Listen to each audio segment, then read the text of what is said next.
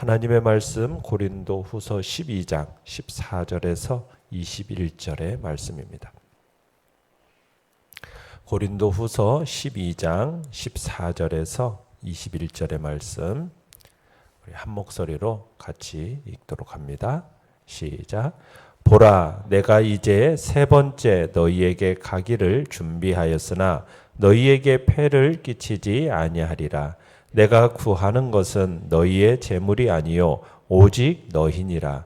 어린아이가 부모를 위하여 재물을 저축하는 것이 아니요 부모가 어린아이를 위하여 하느니라. 내가 너희 영혼을 위하여 크게 기뻐함으로 재물을 사용하고 또 내 자신까지도 내어주리니 너희를 더욱 사랑할수록 나는 사랑을 덜 받겠느냐. 하여간 어떤 이의 말이 내가 너희에게 짐을 지우지 아니하였을지라도 교활한 자가 되어 너희를 속임수로 취하였다 하니 내가 너희에게 보낸 자 중에 누구로 너희의 이득을 취하더냐. 내가 디도를 권하고 함께한 형제를 보내었으니 디도가 너희의 이득을 취하더냐. 우리가 동일한 성령으로 행하지 아니하더냐. 동일한 보조로 하지 아니하더냐. 너희는 이때까지 우리가 자기 변명을 하는 줄로 생각하는구나. 우리는 그리스도 안에서 하나님 앞에 말하노라. 사랑하는 자들아, 이 모든 것은 너희의 덕을 세우기 위함이니라. 내가 갈 때에 너희를 내가 원하는 것과 같이 보지 못하고 또 내가 너희에게 너희가 원하지 않는 것과 같이 보일까 두려워하며 또 다툼과 시기와 분냄과 당짓는 것과 비방과 수군거림과 거만함과 혼란이 있을까 두려워하고 또 내가 다시 갈 때에 내 하나님이 나를 너희 앞에서 낮추실까 두려워하고 또 내가 전에 죄를 지은 여러 사람의 그 행한 바 더러움과 음란함과 호색함을 회개하지 아니함 때문에 슬퍼할까 두려워하노라. 아멘. 오늘 말씀의 제목은 재정 사용에 대한 변호라는 제목으로 말씀을 나눕니다. 14절에 보시면 바울이 보라, 내가 이제 세 번째 너희에게 가기를 준비하였다라는 말을 하고 있죠. 그러니까 바울이 지금 세 번째 고린도 방문 계획을 밝히고 있습니다. 비록 자신이 고린도에 가더라도 이전과 동일하게 자비량 선교 방침을 고수함으로써 고린도 교인들에게 경제적인 부담을 지우지 않을 것을 천명을 합니다. 그래서 너희에게 폐를 끼치지 않겠다라고 얘기를 하고 있는 거죠. 그러니까 바울은 지금 자신의 이 무보수 사역이 문제가 되니까 세상의 그 부모와 자식과의 관계를 비유로 들면서 그에 대한 지금 해명을 하고 있죠. 14절에서 그런 해명입니다. 그러니까 세상을 보아도 그렇다라는 거죠. 부모들이 자녀를 위해서 보험 들고 재물도 저축하는 것이지 자녀가 부모를 위해서 그러는 것이 아닌 것처럼 내가 복음으로써 너희 고린도 교인들을 낳았다. 아직 너희는 믿음의 초보 단계에 있기 때문에 고린도 교인 너희를 위해서 내가 스스로 경비를 충당할지언정 너희들에게서부터 어떤 물질적인 공개의 의무를 지우는 일을 하지 않겠다. 지금 그 이야기를 하고 있는 겁니다. 그러면서 15절에 보시면 여기서 더 나아가서 세상 부모들이 자녀를 위해 헌신하는 것처럼 사도 바울도 너희 영혼을 위하여 크게 기뻐함으로 재물을 어떻게 하고요? 사용하고 또 내 자신까지도 내어주리니 이렇게 얘기하고 있어요. 그러니까 고린도 교인들의 구원과 성장을 위해서 필요하다면 내가 물질은 물론이고 나 자신의 시간과 정력과 심지어는 내 생명까지도 바치겠다. 지금 이 얘기하고 있는 겁니다. 그러니까 참 사도 바울은 영적인 부모이고 믿음의 어버이로서 참 그런 말을 하고 있는 겁니다. 그러니까 사도 바울이야말로 단순한 어떤 직업 사역자가 아니었던 거죠. 교회의 성도를 위해서라면 자신의 모든 것까지도 아낌없이 희생을 할 줄 아는 진정한 사도요 목회자였던 겁니다. 그러면서 15절 끝에 이렇게 얘기하죠. 너희를 더욱 사랑할수록 나는 사랑을 덜 받겠느냐. 이 말은 무슨 말이냐면 나는 영적 부모의 마음으로 이렇게 모든 것을 희생하며 사랑하는데 어찌 너희 고린도 교인들은 오히려 나에 대한 그 사랑이 점점 작아지느냐 하는 어떤 책망과 안타까움에 지금 표현을 하고 있는 것입니다. 내용관찰 문제 1번을 보시면 바울이 당하고 있었던 또 다른 비방은 어떤 것입니까? 자, 16절에 보면은 그렇습니다. 어떤 이의 말이 내가 너에게 짐을 지우지 아니하였을지라도 교활한 자가 되어 너희를 속임수로 취하였다. 무슨 얘기냐면 지금 바울이 속임수로 고린도 교인들로부터 재물을 취하였다. 이렇게 지금 비방을 하고 있는 겁니다.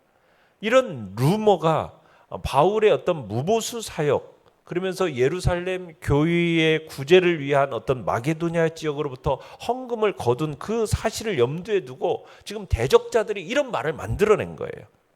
그러니까 당시 지금 거짓 교사들이 사도 바울이 고린도 교회로부터 직접 보수는 받지는 않는데 바울의 동역자 중 일부가 받아가지고 이것을 지금 사도 바울에게 건넸다라고 얘기하는 겁니다. 심지어는 예루살렘 교회를 위해서 거둔 그 연보에다가 손을 대가지고 손을 댔다. 이렇게 선전하고 다니는 거예요. 참 기가 막힌 노릇 아닙니까? 참 내용 관찰 문제 2번입니다. 자, 이러한 비방에 대해 바울은 어떻게 이성적으로 그리고 감정적으로 대처하고 있습니까? 자, 14절에서 이제 바울이 얘기했던 게 뭐예요? 내가 고린도 교회를 방문할 때 나는 변함없이 너희 고린도 교인들에게 재정적인 부담을 지우지 않겠다.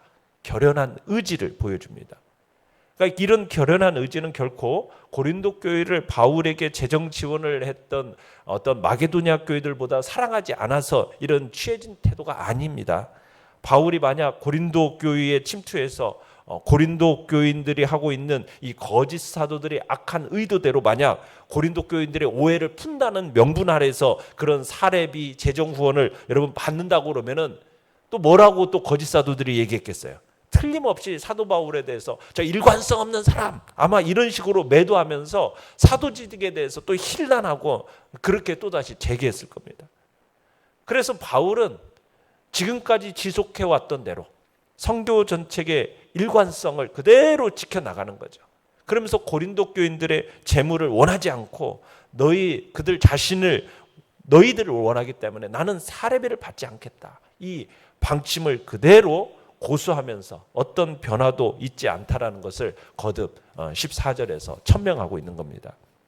그러면서 17절로 18절을 보시면 사도 바울은 자신을 향한 이 근거 없는 소문, 모함 이것에 대해서 반박하기 위해서 그가 보낸 동역자들을 그 증거로 삼고 있습니다.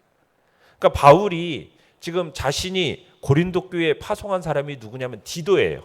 그리고 함께 보낸 형제입니다. 그에 대해서 지금 언급을 하면서 이들이 고린도 교회로부터 어떤 이득을 취하더냐? 강력하게 지금 반문을 하고 있는 거죠.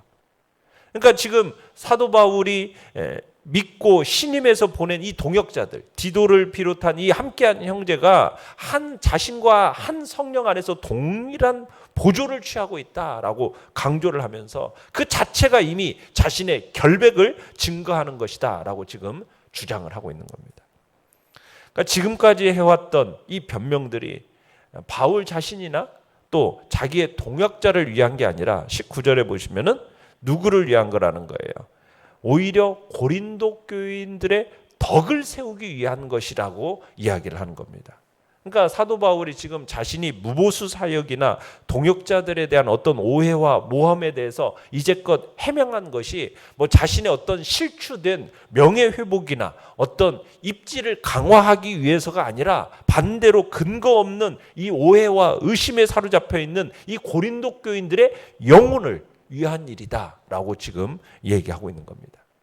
참 이런 점에서 볼 때 이 땅의 부모들이 자나깨나 오직 자녀만을 생각하지 않습니까? 먼저 생각하는 것처럼 사도 바울도 어떤 자신의 어떤 모함이나 오해 이걸 어떻게 풀어낼까 여기에 관심이 있는 게 아니라 복음으로서 나온 성도로 이 영적인 아버지로서 어떻게 하면 이 어린 자녀의 마음에 참으로 상처가 입지 않을까? 이 마음, 그들의 영혼에만 관심이 굉장히 크게 있다라는 것을 우리가 보게 되는 거죠. 연구와 묵상 문제 3번입니다. 재정 문제는 늘 교회 공동체의 뜨거운 이슈가 되곤 합니다.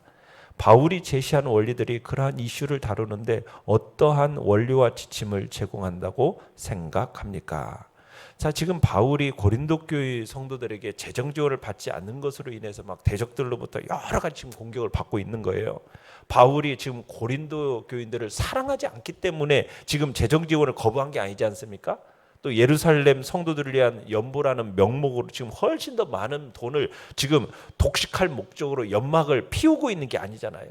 그런데 그런 모함을 지금 당하고 있는 거예요. 그런데 바울이 지금 재정 지원을 거부하는 이유는 어쨌든 아무에게도 내가 누릴 끼치지 않겠다. 그러니까 재정에 대해서요, 굉장히 조심하고 조심하는 태도를 보여요. 그러니까 우리가 이 돈이라는 부분에 있어서 공적인 돈에 대해서는요, 정말 조심하고 조심해야 됩니다. 사람들이 내가 아무리 깨끗해도요, 그 돈에 대해서 끊임없이 오해하고 모함하고 이런 일들은 어디에나 있는 거예요. 그래서 우리 스스로가 조심하고 조심해야 돼요. 그러면서 지금 바울은 이 돈의 문제에 대해서는 자기가 직접 하질 않아요. 제3자를 이용해. 그러니까 디도와 함께한 형제 하면서 이 헌금 모금을 통해서도 제3자를 통해서 이런 일들을 진행해 가면서 그리고 또 빈틈없이 진행하는 것을 보게 돼요. 왜냐하면 이 모든 것들이 이 덕을 세워야 되니까. 이 재정적인 문제는 항상 덕의 문제와 관련이 이렇게 끊임없이 진행이 되어집니다. 그래서 공정성과 투명성의 문제가 항상 제기가 되어져야 되고 그 부분들이 진행이 되어져야 돼요. 그리고 이게 돈의 문제가 항상 관계를 무너뜨리는 데 있어서 너무나도 시험 들기에 딱 좋은 문제이기 때문에 이 부분에 있어서 항상 우리는 조심하고 조심해야 되는 이 사도 바울의 모습을 우리가 보는 겁니다. 그래서 이 재정의 문제에 관해서는 사도 바울처럼 어쨌든 끊임없는 조심스러움을 가져야 되고, 그러면서 직접적으로 내가 뭔가를 사용을 하면서 그렇게 하는 게 아니라 제3자를 통해서 그리고 성도들과의 덕을 세우는 이 문제에 항상 마음을 두고 재정 문제에 접근하는 것이 중요함을 보게 되는 거죠. 느낀 점 4번입니다. 이러한 반박 속에서도 끊임없이 고린도 성도들과 자기와의 관계를 염려하는 바울의 마음은 어떠했겠습니까? 자, 우리가 20절, 21절을 보면요, 바울이 지금 고린도 교회를 3번째 방문할 것을 미리 전제하면서 그때 가장 우려되는 것에 대해서 2가지로 요약해서 말씀하고 있어요. 20절에서 그렇게 얘기합니다. 내가 갈 때 너희를 내가 원하는 것과 같이 보지 못하는 것, 이것과 2번째는 내가 너희에게 너희가 원하지 않는 것과 같이 보일까 두려워한다. 자, 이게 지금 무슨 의미냐면요, 첫 번째 의미는요, 고린도 교인들이 바울이 기대했던 모습과 전혀 다른 모습으로 자신을 맞을까 두렵다, 지금 이 표현을 하고 있는 거고요. 그러니까 지금 바울은 그런 실망스러운 모습에 대해서 지금 그 뒤에 이제 자세하게 열거를 하고 있는데, 이 그 핵심은 크게 2가지예요. 교회에 지금 분쟁이 있는 것과 교회 안에 있는 음란의 문제입니다. 왜냐하면 고린도 교회가 우리가 앞에서 다뤘지만 가지고 있었던 가장 큰 문제가 이 2가지였거든요. 그러니까 사도 바울은 자신이 지금 고린도 교회를 방문했을 때 고린도 교인들이 그때까지 이런 문제를 해결하지 못하고 여전히 추하고 실망스러운 모습으로 자신을 맞을까, 이게 두렵다라는 얘기를 하고 있는 겁니다. 2번째 말씀의 의미는 내가 너희에게 너희가 원하지 않는 것과 같이 보일까 두렵다, 이 얘기는 뭐냐면 이 첫 번째와 연결되어 있는 건데요, 자신이 고린도 교회를 방문할 때 지난번에 내가 사랑으로 나아가랴 매로 나아가랴, 이 2가지를 가지고 갈 텐데 자신은 지금 사랑을 가지고 가기를 원하는데, 만약 고린도 교인들이 여전히 앞서 제시한 이 죄의 문제가 그대로 있다면 나 자신이 어쩔 수 없이 고린도 교인들이 원치 않는 모습, 매를 든 엄한 모습을 보일 수밖에 없다, 지금 이 얘기를 하는 겁니다. 그러니까 바울은 지금 마치 멀리 떠난 자식을 방문하려는 어떤 부모의 모습처럼 고린도 교인들을 향해서 우리가 지금 서로 원하는 모습으로 만나서 기쁨을 나눌 수 있게 해달라. 지금 호소하고 있는 거죠. 그러니까 바울은 자신이 복음으로 나온 이 고린도 교인들을 방문하면서 가장 원했던 것은 고린도 교인들이 마치 비단 옷을 입고 마중 나오고 어떤 화려한 어떤 예배당을 막 지어놓고 자기 이름을 내주는 이런 게 아니에요. 말씀과 진리에 서서 다툼과 분쟁이 없는 모습, 서로 사랑하고 음행을 버리고 정결한 말씀으로 맞아주기를 그렇게 바라고 있었던 겁니다. 이건 장차 이 땅에 재림하실 주님이 우리에게 원하시는 것도 이와 동일하다고 얘기할 수가 있는 거죠. 우리가 개인적으로 정결하고 교회적으로 평안한 모습을 주님은 원하시는 거죠. 교회의 머리 되신 주님께서 이 땅에 오셨는데 정작 몸인 교회가 서로 싸우면서 이리 찢기고 저리 나눠져 있다면 이게 얼마나 불행한 일이겠냐는 거예요. 정결한 신부를 데리러 이 땅에 오셨는데 정작 그 신부가 세상에 물들어서 부정하고 더러운 모습을 하고 있다라면 어떻게 되겠느냐는 거예요. 주님과 우리 모두가 얼마나 서로 민망한 모습, 부끄러운 모습이 되지 않겠느냐는 거죠. 서로 만났을 때 사랑과 기쁨의 순간이 되어야 되는 그 시간이 오히려 실망과 분노와 수치의 시간이 된다면 얼마나 안타깝겠느냐는 거죠. 우리가 주님의 재림을 준비하는 자로서 무슨 거창한 일을 준비하는 게 아닙니다. 주님께서 교회에 딱 오십니까? 우리 교회 오시니까 사랑으로 서로 평안함을 가지고 있구나. 이걸 기대하시는 거죠. 세상에 살아가면서도 서로 정결한 모습, 하나님 앞에서 정결한 모습을 잃지 않고 준비된 모습으로 지금 나를 만나는구나. 주님께서 재림하는 그 시간에 우리의 모습의 만남이 가장 기쁘고 감격적인 만남의 순간이 되도록 우리가 준비하며 나아가야 할 것입니다. 결단과 적용 5번입니다. 내가 공동체에서 재정을 모금하고 사용하게 될 때 주의해야 할 점은 무엇이며 어떤 원리를 가지고 재정을 관리해야 하겠습니까? 우리가 주님께나 사람들에게 정말 부끄러움이 없이 투명하게 진행해야 할 것입니다.